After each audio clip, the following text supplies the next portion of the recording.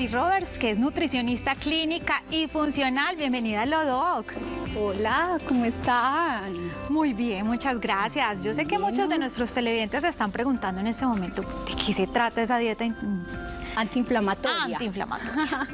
Bueno, digamos que no solamente es el tema de la dieta antiinflamatoria, yo diría que no inflamarse o contribuir a estar desinflamados tiene que ver con muchas cosas, con la alimentación, con mi calidad de sueño, con la gestión del estrés, con cómo estoy hormonalmente, cómo está mi ambiente metabólico, pero sin lugar a dudas, pues la alimentación sí se vuelve un pilar fundamental en este tema. No solamente tiene que ver esta dieta con quiero bajar de peso, sino también como tener un bienestar en la forma en la que estoy durante el día, en cómo me siento. Digamos que lo menos que tiene que ver es con bajar de peso. Yo siempre le explico a mis pacientes y siempre que doy una conferencia, un taller o que tengo la oportunidad de educar, que además me apasiona mucho, siempre le digo como a la gente, oiga, esto no se trata de perder peso, esto se trata de recuperar la salud. Cuando yo estoy inflamado, generalmente empiezo a tener problemas de sueño, de cansancio, de fatiga crónica, del colon, del tracto digestivo. Y cuando me ocupo de tener una dieta que me contribuya a desinflamar, pues la pérdida de peso viene como consecuencia del proceso de desinflamación. Entonces digamos que más bien la pérdida de peso es el regalo por hacer las cosas bien a nivel de salud.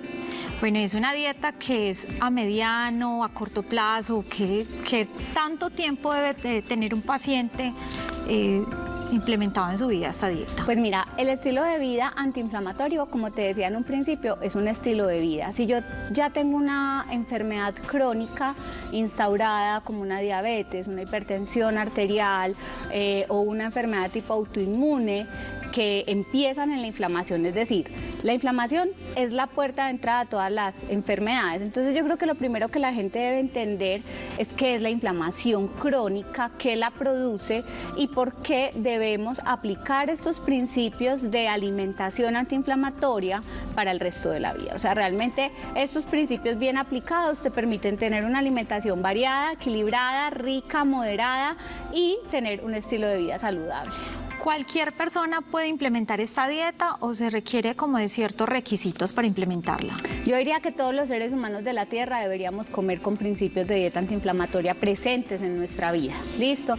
Y ahí es donde la nutrición cobra un sentido muy diferente a lo que nos han vendido. A nosotros nos han vendido que ir al nutricionista es una moda, que hacer ayuno intermitente es una moda, que hacer dieta cetogénica es una moda, y resulta que estos principios de dieta antiinflamatoria, que ya los vamos a mencionar claramente en qué consisten, deberían hacer parte de mi vida, sobre todo porque hoy no tenemos las mismas condiciones ambientales que teníamos hace 50 años, tenemos una cantidad de hormonas, plaguicidas, pesticidas, obviamente un calentamiento global que también nos afecta, pero hay una cosa muy importante y es que hoy estamos mucho más estresados que lo que estábamos hace 50 años, y la producción de hormonas de estrés como el cortisol, por ejemplo, la aldosterona, niveles altos de insulina o resistencia a la insulina, niveles altos de glucosa en sangre, todo eso lleva a la inflamación crónica, y la inflamación crónica es esa puerta de entrada para enfermedades y funciona diferente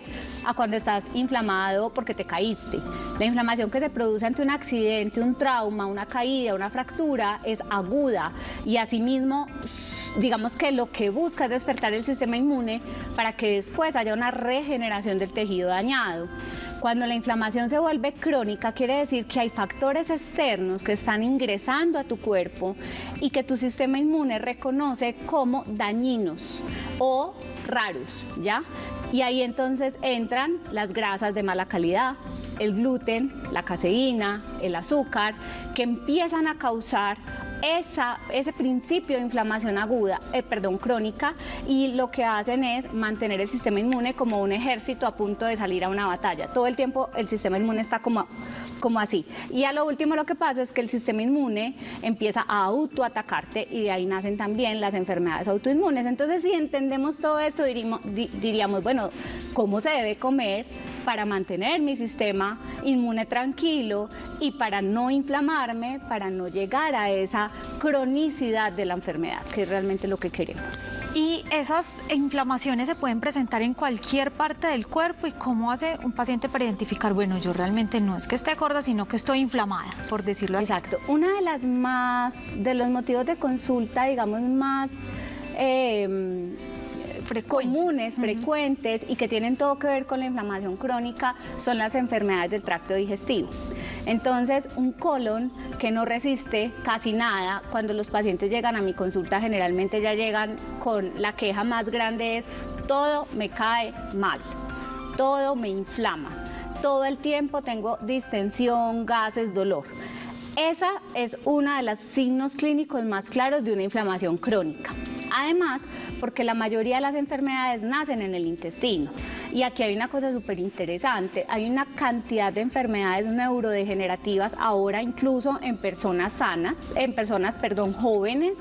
Y cuando vamos a ver el inicio de la enfermedad, que es un poco lo que hace la medicina y la nutrición funcional, encontrar el inicio, nos damos cuenta de que hay un colon de difícil manejo, enfermo, inflamado, por mucho tiempo per se antes de el diagnóstico de una enfermedad grave como una enfermedad autoinmune. Entonces, cuando nos vamos a ver, el colon y el intestino siempre están presentes en los procesos inflamatorios. Otra de las inflamaciones que son, digamos, más comunes es: no duermo, no descanso, me despierto sin pila, me da lidia levantarme, todo el tiempo estoy cansada. Y eso lo vimos mucho con las mamás ahorita en la cuarentena, con sus hijos en casa, teletrabajando, su esposo, en fin. Y se produce lo que nosotros llamamos una fatiga crónica, que puede ser producto de una neuroinflamación causada en gran parte por la dieta, pero también por la mediación del estrés. Yo me voy a acercar hasta el monitor para que compartamos unos principios básicos de una dieta antiinflamatoria. Entonces tenemos como uno de los principios, nos contribuye a mantener una glicemia estable.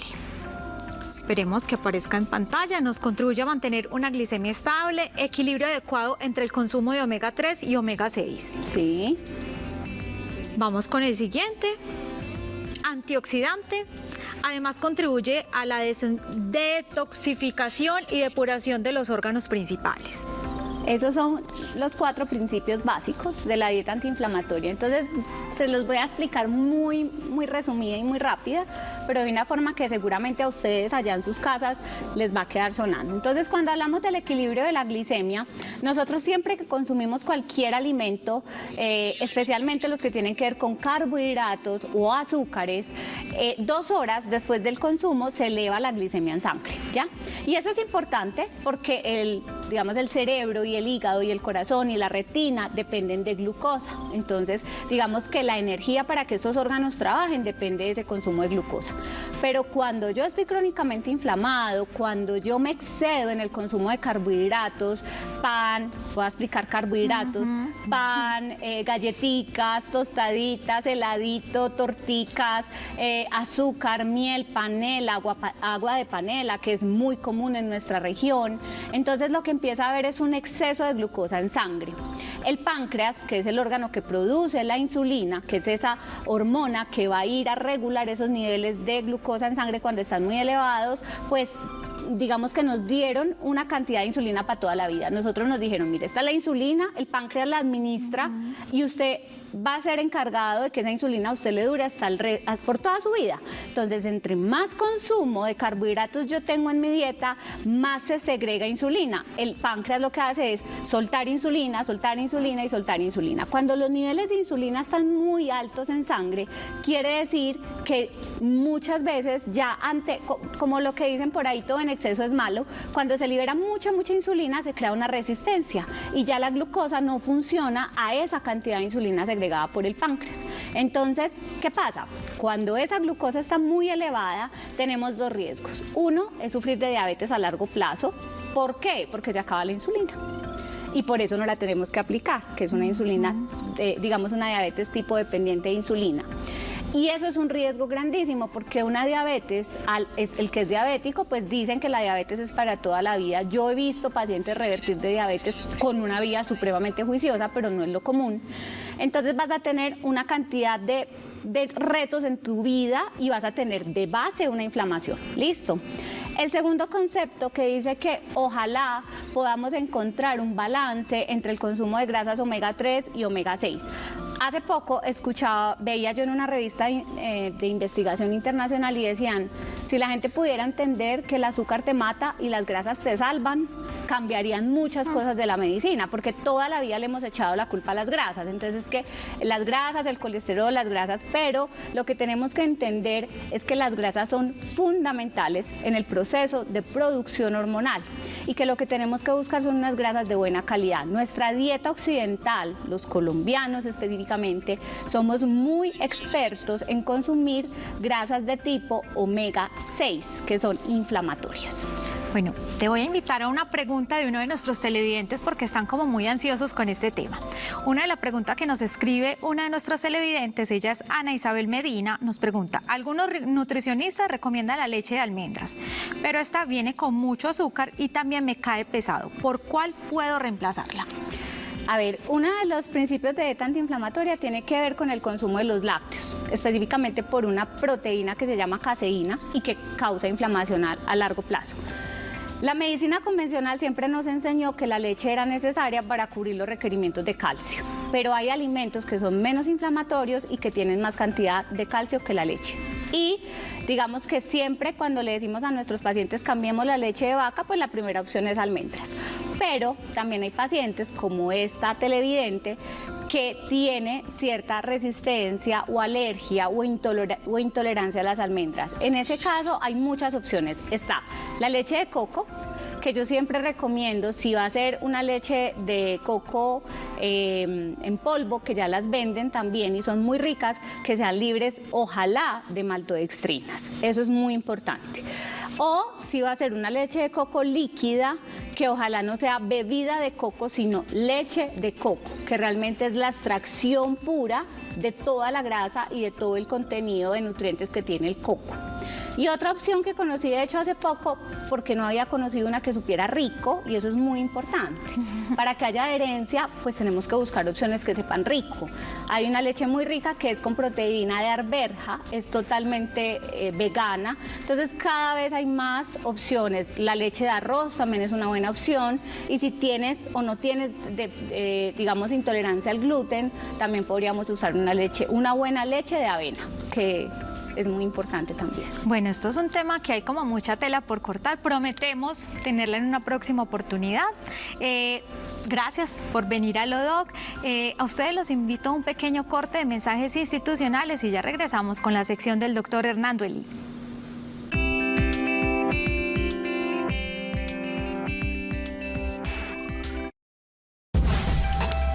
Estás viendo a Lodoc.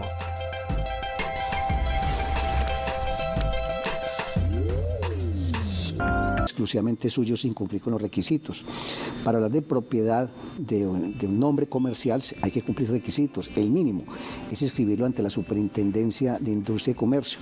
Pero antes de inscribirlo en la Superintendencia hay que hacer depósito de ese nombre. ¿Y qué es el depósito? Es hacer esa inscripción siempre y cuando se hayan agotado unos previos requisitos y es haber explorado que otra persona, natural o jurídica, no esté utilizando ese nombre comercial. Y se entiende por nombre comercial ese signo, o esa enseña, o ese rótulo, ese aviso, como usted lo quiera entender, que lo distingue frente a otros establecimientos de comercio o de una actividad económica en particular. ¿Esto con qué fin? De reclamar el derecho al buen nombre, el derecho a una clientela, el derecho a lo que comercialmente se llama el goodwill. Goodwill es buen nombre. Y frente a terceros, en un momento dado, reclamar unos perjuicios cuando un tercero utiliza ese nombre aprovechando el buen nombre que ya ha construido la persona que fue el creador de ese inicial nombre. Valga decir, el almacén Éxito ya está posicionado en el mercado. No podrá otra persona natural o jurídica crear un establecimiento de comercio dedicado a la misma actividad, al mismo objeto que tiene el Éxito con el nombre del Éxito, porque entonces le está usurpando esa marca. Y esa usurpación como tal, si se hace de manera dolosa, es decir, con conocimiento, entendimiento, voluntad, constituye delito y constituye infracción administrativa.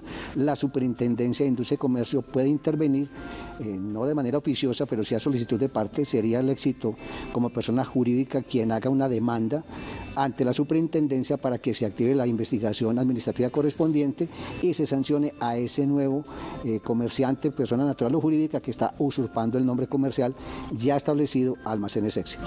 Doctor Hernando, pero si esa empresa o ese emprendimiento que una persona registra puede tener el mismo nombre si no está dedicado el mismo, porque sí hemos visto casos de nombres que pues sí se repiten, pero no tienen la misma razón social. Es muy difícil que la superintendencia lo permita porque el mismo nombre puede llevar a la confusión del usuario o destinatario final del producto que tiene ese establecimiento.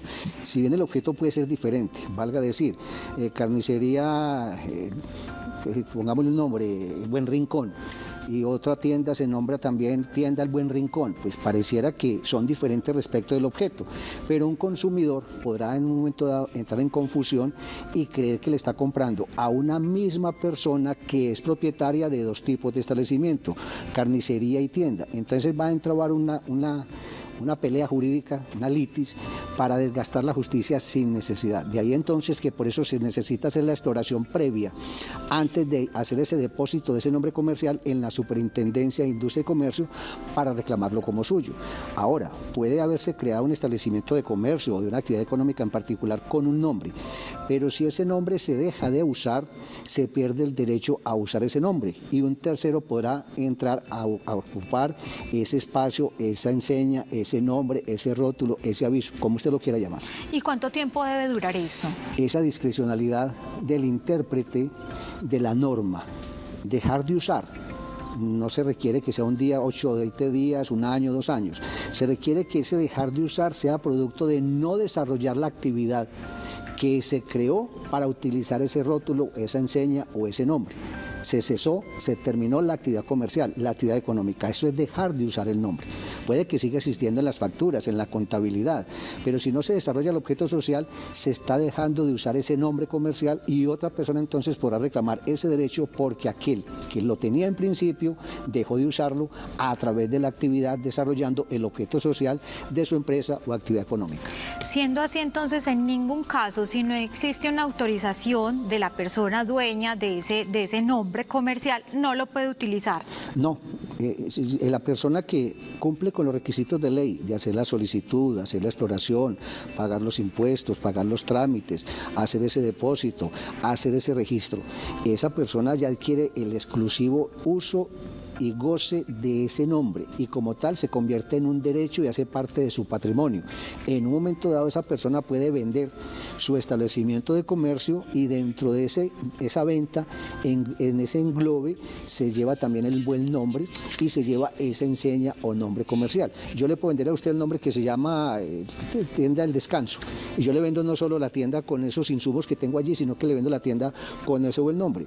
Usted pasa a ser propietaria de ese establecimiento, de ese local, de esos insumos y también de ese nombre comercial. Yo, si soy el legítimo dueño, yo lo puedo vender porque hace parte de mi patrimonio. ¿Y cómo puede una persona demostrar que ese nombre le pertenece? Y ahí es cuando entra también la marca registrada, que es la que comúnmente Usted ya lo dijo, la respuesta es esa es la respuesta. ¿Cómo demostrar que ese nombre es mío? Porque yo ya cumplí con los requisitos de ley, el registro ante la Superintendencia de Industria y Comercio. Por eso le aperturé el tema cuando le decía que en las tiendas de barrio muchos abren una tienda en la ventana, en la sala de la casa y le ponen cualquier nombre. Y entonces ya dicen, no, es que yo tengo un nombre comercial. No, usted no tiene un nombre comercial, usted tiene un establecimiento que entre otras está por fuera de la ley porque no ha cumplido con los requisitos legales, porque es que implementar o montar una tienda tiene requisitos, el mínimo, que Bomberos vaya y le mire la capacidad para contener un incendio, un conato de incendio, que tenga la Secretaría de Higiene o de Salud intervenga a ver cómo se va a hacer esa manipulación de alimentos. Son muchos los requisitos para implementar una tienda. Lo que pasa es que en este país todo se hace de cualquier manera.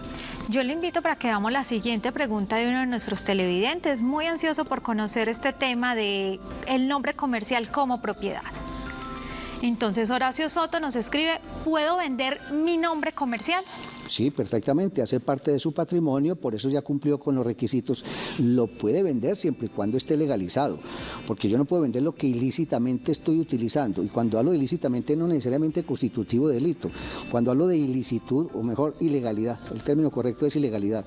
Cuando yo estoy haciendo uso de un nombre comercial de manera ilegal, es decir, no cumplí con el registro y a ese registro no cumplió con los prerequisitos para registrarlo, pues yo lo puedo vender, pero el que me está comprando de manera ingenua, de manera torpe, porque mínimamente me tendrá que exigir que mi nombre yo lo tengo registrado para haberlo hecho mío y poder disponer de él como bien. ¿Qué pasa, por ejemplo, en el caso de existen dos socios y ellos dos crean su empresa, todos dos registran un nombre en común, deciden separarse, ¿quién queda con el nombre comercial? Buen tema. Cuando se constituye una sociedad, 2, 3 o más personas naturales o jurídicas, dentro de esa constitución se tiene que establecer cómo se va a liquidar la sociedad, en qué momento se va a liquidar la sociedad, quiénes se van con las acreencias, quiénes se van con las deudas, si ambos participan de las acreencias o de las deudas, quién se va a quedar con el nombre comercial, si Pedro le vende a Juan o Juan le vende a Pedro. Todo eso tiene que estar preestablecido en la escritura de constitución de la sociedad. Las sociedades son de hecho y son de derecho. De hecho, cuando usted y yo simplemente ponemos, usted pone el local y yo pongo $1.000.000 de pesos y ya, esa es una sociedad de hecho, pero a futuro vamos a tener problemas. ¿Por qué? Porque si ya constituimos un nombre comercial y no preestablecimos las condiciones en quién se va a quedar con ese nombre, entonces tendremos que acudir en principio a una conciliación extrajudicial, usted y yo, así como constituimos la sociedad, venga pues vamos a disolver con qué se queda usted y con qué me quedo yo. Si eso no prospera, aquí nosotros dos, entonces a un centro de conciliación. Si en el centro de conciliación tampoco, entonces vamos a Cámara de Comercio. Si en Cámara de Comercio tampoco, entonces ya intervención del juez. Mejor dicho, en temas jurídicos es mejor tenerlo claro desde el principio. Todo por escrito. Mire, hasta el matrimonio, ¿quién no creyera? El único momento donde la palabra tiene validez plena es en el altar y en la notaría, cuando usted ante el notario dice sí, sea mujer o sea hombre, pero el padre no lo deja salir de la iglesia, ni el notario lo deja salir de la notaría mientras usted no firme. Es el único momento en que la palabra tiene validez, pero tiene que respaldarla con esa firma. Mi consejo siempre es a mis clientes, a mis amigos, todo lo que usted haga en derecho, hágalo por escrito. La verdad escrita no se corrompe, excepto que usted haga enmendadura o destrucción. El testigo sí se corrompe, se contamina por miedo, por interés, por pasión, por venganza, por mil razones. Todo en derecho, por escrito. Y con este consejo, doctor Hernando Elí, despedimos a todos nuestros televidentes, no sin antes invitarlos a que nos escriban al correo alodoc@telemedellin.tv. Sí, señora, aquí estamos para absorber todas esas inquietudes, todas esas dudas que nos surgen en el diario vivir, en esa cotidianidad, sin que tengamos que ser doctos en derecho, por lo menos aquí en Telemedellín. Mi función es absorber sus consultas en el tema que ustedes propongan, que si no es de mi materia, por lo menos consulto con otros colegas que sí sean versados en la materia. Mis conceptos son respetuosos, no son vinculantes. Cada quien decide qué toma o no de mis consejos. Y a ustedes los invitamos para que continúen pegados a nuestra programación. Hasta pronto.